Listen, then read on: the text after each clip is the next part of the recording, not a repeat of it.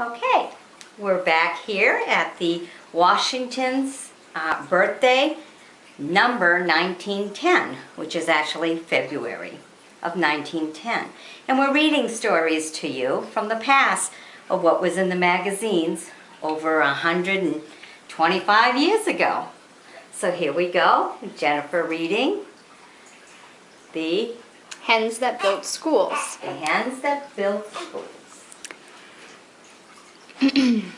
That the fate of Rome once hung on the cackling of a flock of geese is an old story, but few, even among the tens of thousands who annually make the pilgrimage to Northfield, know that the big conferences and the two schools there, which stand at the truest monument to Dwight L. Moody's memory, were brought there by so slender a mischance as the straying of a perverse flock of Minorca hens.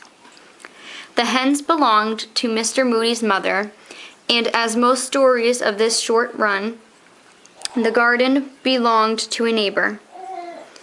The incident which served as the instrument of fate occurred shortly after the great evangel through England. Mr. Moody was paying his mother a visit at the old home in Northfield when a neighbor complained that the Minocris were playing havoc with certain bean hills in his garden and insisted that the hens should be kept at home. Mr. Moody, in a diplomatic effort to settle the trouble, offered to buy the 3 or 4 acres which exerted so powerful an attraction on his mother's poultry. But the neighbor was not inclined to sell so small a portion of his land. He did declare a willingness to dispose of his entire holding, however, and named a modest figure as this consideration. Making a quick mental comparison of values, Mr. Moody cried, "Done," with characteristic decision, and promptly made out a check in a payment for the whole farm, still not thinking that it would ever serve so large and vital a work as it now serves. It was only a fortnight after this purchase, while driving one day with his brother to visit a distant pasture, that they passed a little cottage on the mountain stride, where a mother and 2 daughters were seated in the doorway, braiding hats.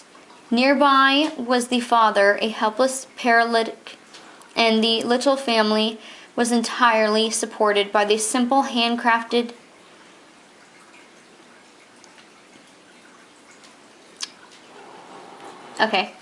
by the simple handcraft of mother and 2 daughters.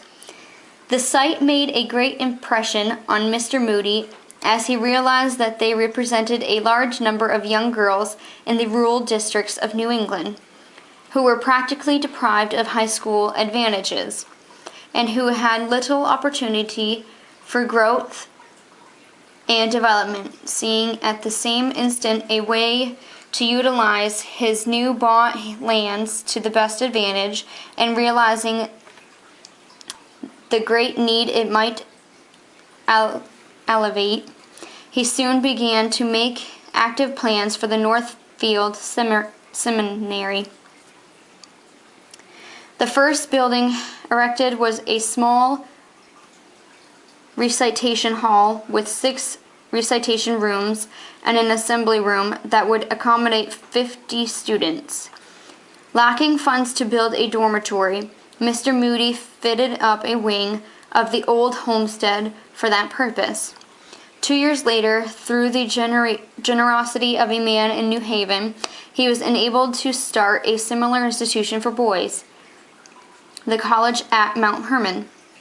From such humble beginnings have grown the numerous beautiful buildings that now crowd each campus, with twice as many applicants as can be admitted to their classrooms, and the series of summer conferences which often muster 5,000 people in and about the little village at one time.